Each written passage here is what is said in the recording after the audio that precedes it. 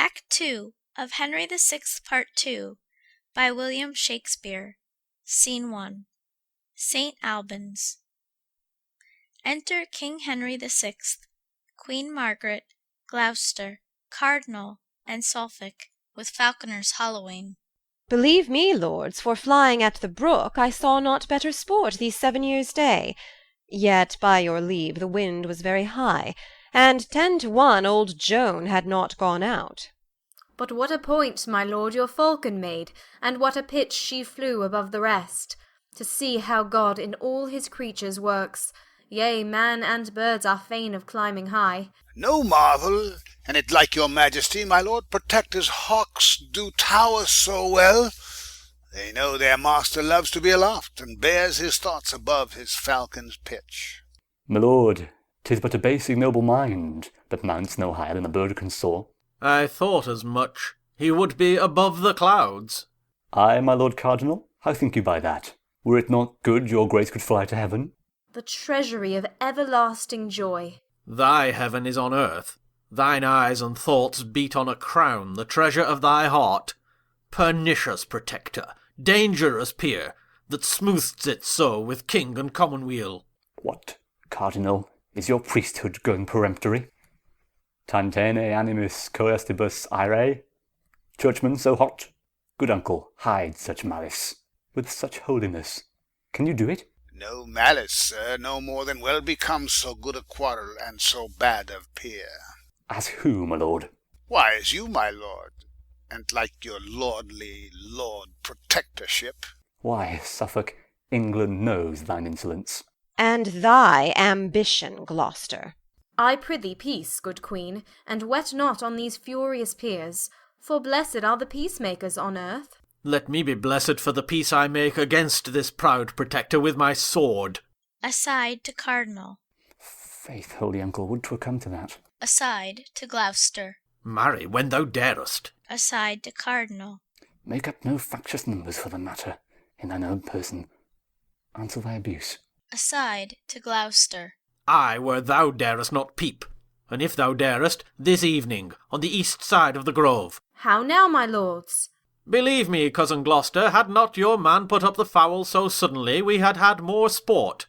Aside to Gloucester. Come with thy two-hand sword. True, uncle. Aside to Gloucester. Are ye advised? The east side of the grove? Aside to Cardinal.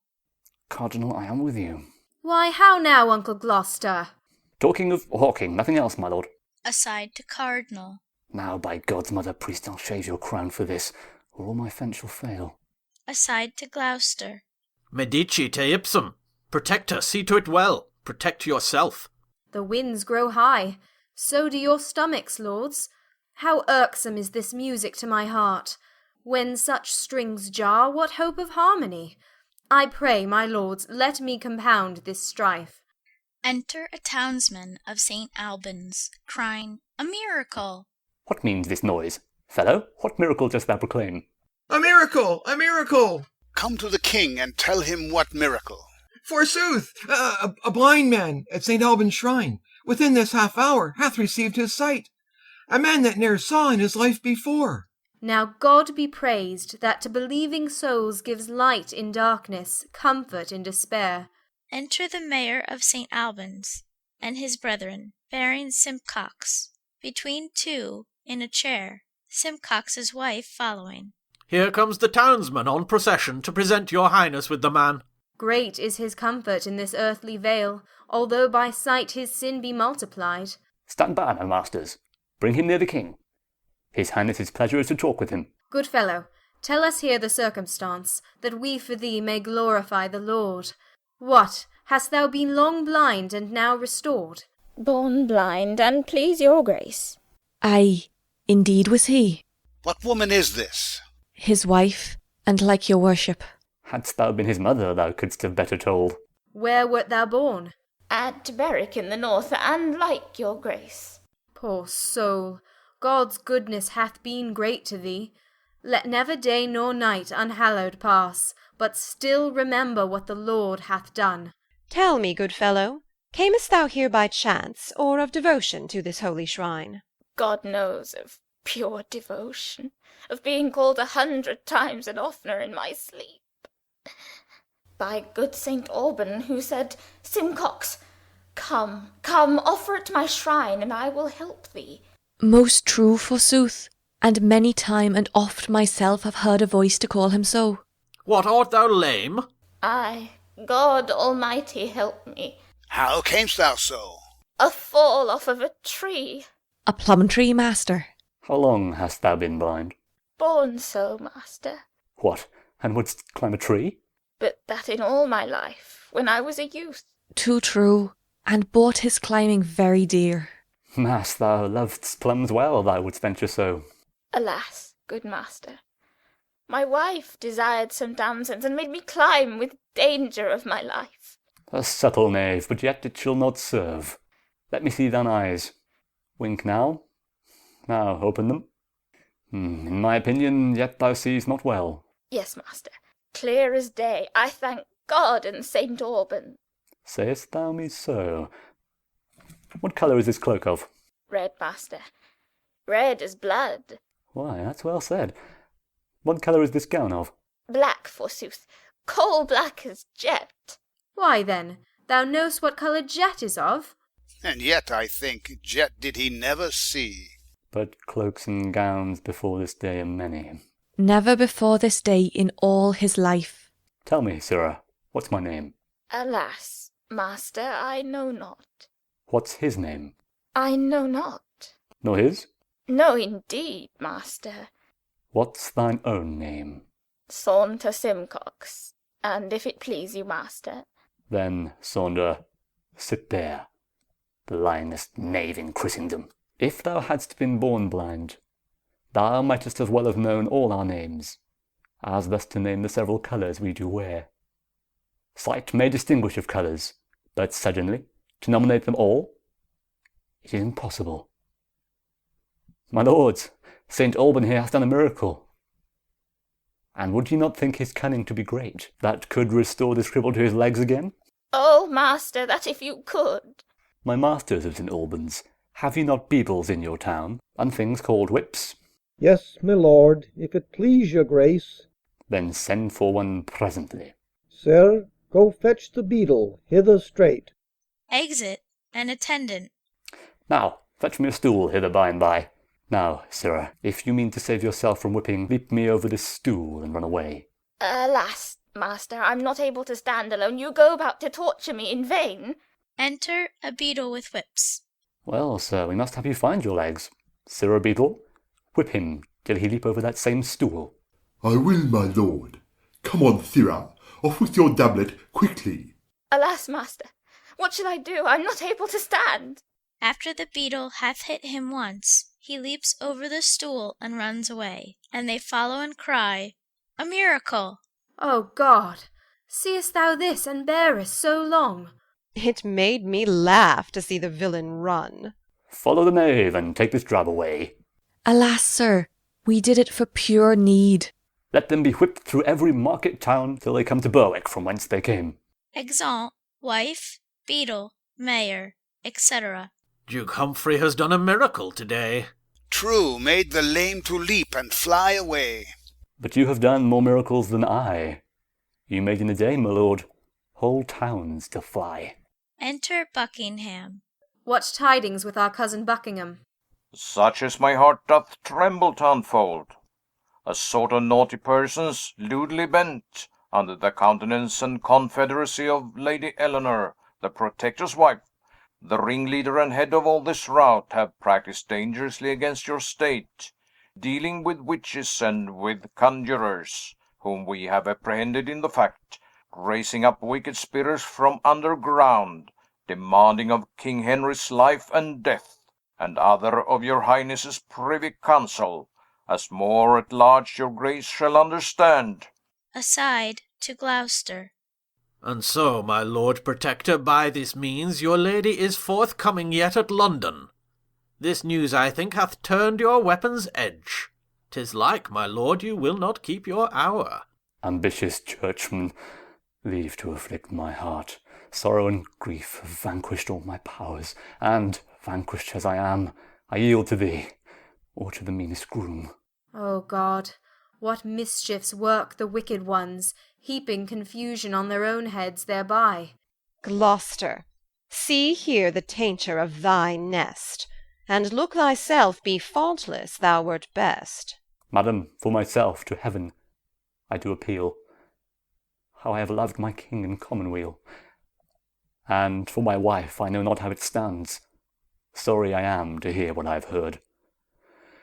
Noble she is, but if she have forgot honour and virtue, and conversed with such as, like to pitch, defile nobility, I banish her my bed and company, and give her as a prey to law and shame, that have dishonoured Gloucester's honest name. Well, for this night we will repose us here. To-morrow toward London back again, to look into this business thoroughly, and call these foul offenders to their answers, and poise the cause in justice equal scales, whose beam stands sure, whose rightful cause prevails. Flourish. Exeunt. Scene 2. London. York's garden. Enter York, Salisbury, and Warwick. Now, my good lords of Salisbury and Warwick, our simple supper ended, give me leave in this close walk to satisfy myself in craving your opinion of my title, which is infallible, to England's crown. My lord, I long to hear it at full. Sweet York, begin, and if thy claim be good, the Nevilles are thy subjects to command. Then thus: Edward the Third, my lords, had 7 sons. The first, Edward the Black Prince, Prince of Wales. The second, William of Hatfield, and the third, Lionel, Duke of Clarence, next to whom was John of Gaunt, the Duke of Lancaster. The fifth was Edmund Langley, Duke of York. The sixth was Thomas of Woodstock, Duke of Gloucester. William of Windsor was the seventh and last. Edward the Black Prince died before his father, and left behind him Richard his only son, who, after Edward the Third's death, reigned as king, till Henry Bolingbroke, Duke of Lancaster, the eldest son and heir of John of Gaunt, crowned by the name of Henry the Fourth, seized on the realm, deposed the rightful king, sent his poor queen to France, from whence she came, and him to Pomfret, where, as you all know, harmless Richard was murdered traitorously. Father, the Duke hath told the truth. Thus got the house of Lancaster the crown. Which now they hold by force, and not by right. For Richard, the first son's heir, being dead, the issue of the next son should have reigned. But William of Hatfield died without an heir. The third son, Duke of Clarence, from whose line I claimed the crown, had issue, Philippe, a daughter, who married Edmund Mortimer, Earl of March. Edmund had issue, Roger, Earl of March. Roger had issue, Edmund, Anne, and Eleanor. This Edmund, in the reign of Bolingbroke, as I have read, laid claim unto the crown, and but for Owen Glendower had been king, who kept him in captivity till he died. But to the rest. His eldest sister, Anne, my mother, being heir unto the crown, married Richard Earl of Cambridge, who was son to Edmund Langley, Edward the Third's fifth son. By her I claim the kingdom. She was heir to Roger Earl of March, who was the son of Edmund Mortimer, who married Philippe, sole daughter unto Lionel, Duke of Clarence. So, if the issue of the elder son succeed before the younger, I am king. What plain proceeding is more plain than this? Henry doth claim the crown from John of Gaunt, the fourth son. York claims it from the third. Till Lionel's issue fails, his should not reign. It fails not yet, but flourishes in thee and in thy sons, fair slips of such a stock. Then, Father Salisbury, kneel we together, and in this private plot be we the first that shall salute our rightful sovereign, with honour of his birthright to the crown. Long live our sovereign Richard, England's king. We thank you, lords. But I am not your king till I be crowned, and that my sword be stained with heart blood of the house of Lancaster. And that's not suddenly to be performed, but with advice and silent secrecy. Do you as I do in these dangerous days. Wink at the Duke of Suffolk's insolence, at Beaufort's pride, at Somerset's ambition, at Buckingham and all the crew of them, till they have snared the shepherd of the flock, that virtuous prince, the good Duke Humphrey. 'Tis that they seek, and they, in seeking that, shall find their deaths, if York can prophesy. My lord, break we off. We know your mind at full. My heart assures me that the Earl of Warwick shall one day make the Duke of York a king. And, Neville, this I do assure myself: Richard shall live to make the Earl of Warwick the greatest man in England but the king. Exeunt. Scene 3. A hall of justice. Sound trumpets. Enter King Henry the Sixth, Queen Margaret, Gloucester, York, Suffolk, and Salisbury.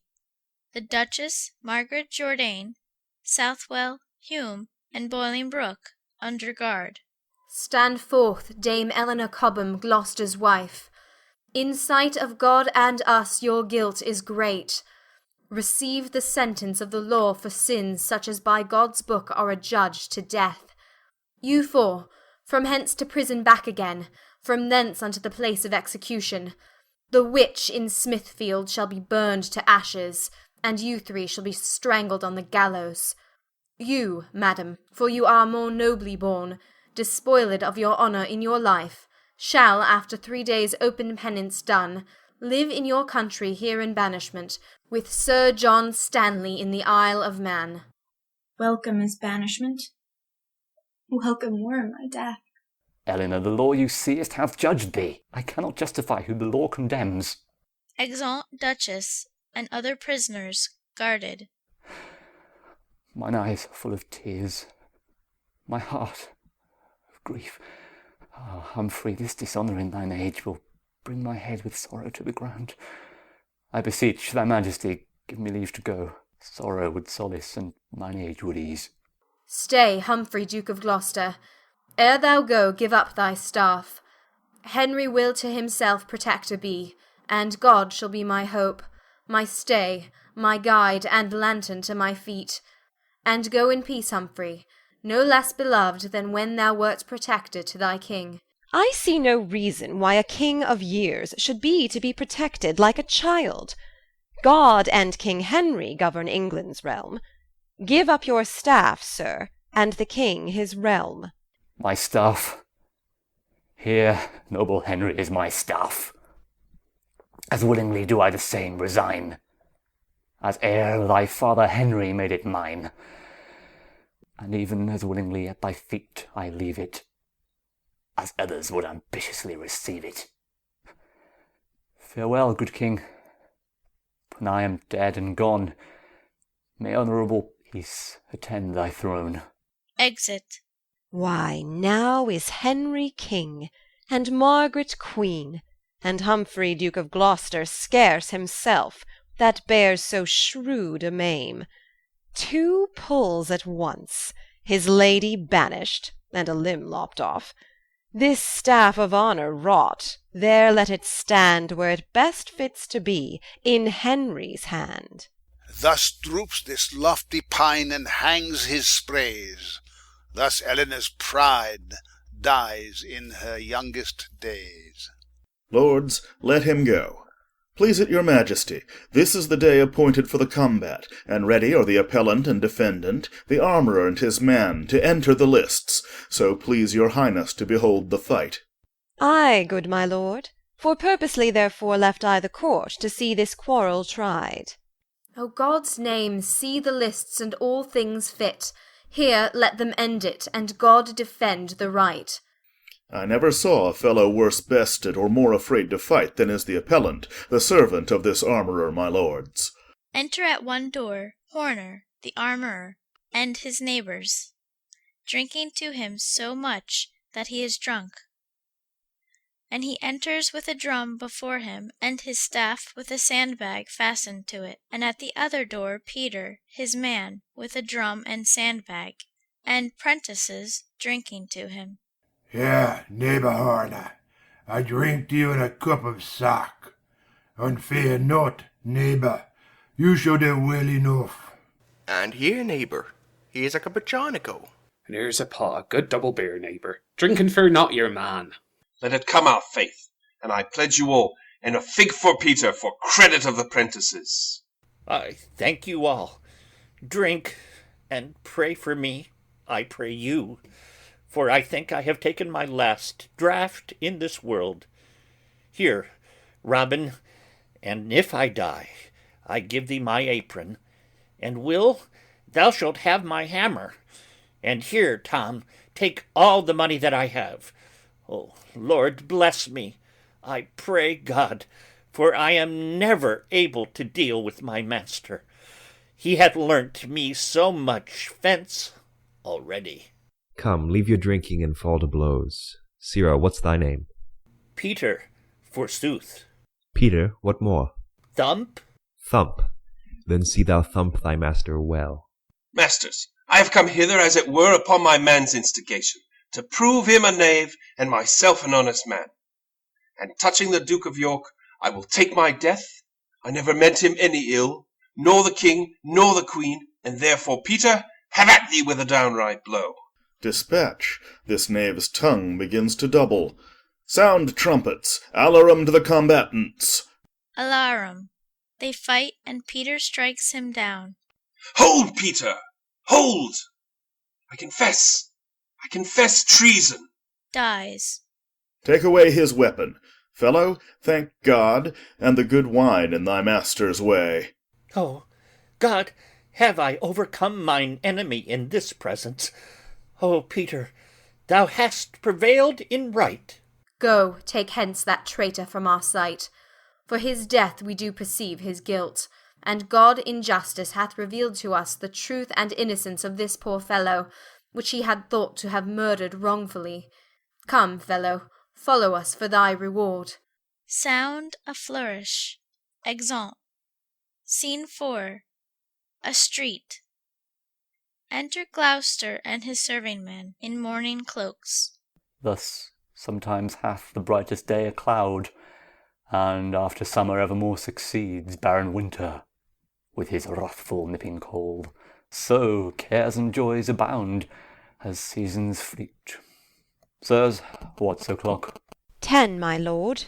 10 is the hour that was appointed me, to watch the coming of my punished Duchess. Beneath may she endure the flinty streets, to tread them with her tender feeling feet. Sweet Nell, ill can thy noble mind abrook the abject people gazing on thy face with envious looks, laughing at thy shame, that erst did follow thy proud chariot wheels, when thou didst ride in triumph through the streets. But soft, I think she comes, and I will prepare my tear-stained eyes to see her miseries. Enter the Duchess in a white sheet, and a taper burning in her hand, with Stanley, the sheriff, and officers. So please, your grace, we'll take her from the sheriff. No, stir not for your lives. Let her pass by. Come you, my lord, to see my open shame. Now thou dost penance too. Look how they gaze. See how the giddy multitude do point and nod their heads and throw their eyes on thee. Ah, Gloucester, hide thee from their hateful looks, and in thy closet pent up rue my shame, and ban thine enemies, both mine and thine. Be patient, gentle Nell. Forget this grief. Ah, Gloucester, teach me to forget myself. For whilst I think I am thy married wife, and thou a prince, protector of this land, methinks I should not thus be led along, mailed up in shame, with papers at my back, and followed with a rabble that rejoice to see my tears and hear my deep fet groans. The ruthless flint doth cut my tender feet, and when I start the envious people laugh, and bid me be advised how I tread. Ah, Humphrey, can I bear this shameful yoke? Trust thou that ere I'll look upon the world, or count them happy that enjoy the sun. No, dark shall be my light, and night my day. To think upon my pomp shall be my hell. Sometime I'll say I am Duke Humphrey's wife, and he a prince and ruler of the land. Yet so he ruled, and such a prince he was, as he stood by, whilst I, his forlorn duchess, was made a wonder and a pointing stock to every idle rascal follower. But be thou mild, and blush not at my shame, nor stir at nothing, till the axe of death hang over thee, as, sure, it shortly will. For Suffolk, he that can do all in all with her that hateth thee, and hates us all, and York and impious Beaufort, that false priest, have all limed bushes to betray thy wings. And fly thou how thou canst, they'll tangle thee. But fear not thou until thy foot be snared, nor never seek prevention of thy foes. Ah, Nell, forbear, thou aim'st all awry. I must offend before I be attainted. And had I 20 times so many foes, and each of them had 20 times their power, all these could not procure me any scathe, so long as I am loyal, true, and crimeless. Wouldst have me rescue thee from this reproach? Why, yet thy scandal were not wiped away, but I in danger for the breach of law. Thy greatest help is quiet, gentle Nell. I pray thee, sort thee heart to patience. These few days' wonder will be quickly worn. Enter a herald. I summon your grace to his majesty's parliament, holden at Bury, the 1st of this next month. And my consent ne'er asked herein before. This is close dealing. Well, I will be there. Exit herald. My Nell, I take my leave. And Master Sheriff, let not her penance exceed the king's commission. And please your grace, here my commission stays, and Sir John Stanley is appointed now to take her with him to the Isle of Man. Must you, Sir John, protect my lady here? So am I given in charge, may it please your grace. Entreat her not the worse, in that I pray you use her well. The world may laugh again, and I may live to do you kindness if you do it her. And so, Sir John, farewell. What? Gone, my lord, and bid me not farewell? Witness my tears. I cannot stay to speak. Exeunt Gloucester and servingmen. Art thou gone too? All comfort go with thee, for none abides with me. My joy is death, death at whose name I oft have been afeard, because I wished this world's eternity. Stanley, I prithee go, and take me hence. I care not whither, for I beg no favour, only convey me where thou art commanded. Why, madam, that is to the Isle of Man, there to be used according to your state. That's bad enough, for I am but reproach. And shall I then be used reproachfully? Like to a duchess and Duke Humphrey's lady. According to that state you shall be used. Sheriff, farewell, and better than I fare, although thou hast been the conduct of my shame. It is my office, and madam, pardon me. Ay, farewell. Thy office is discharged. Come, Stanley, shall we go? Madam, your penance done, throw off this sheet, and go we to attire you for our journey. My shame will not be shifted with my sheet. No, it will hang upon my richest robes, and show itself, attire me how I can. Go, lead the way. I long to see my prison. Exeunt. End of Act 2.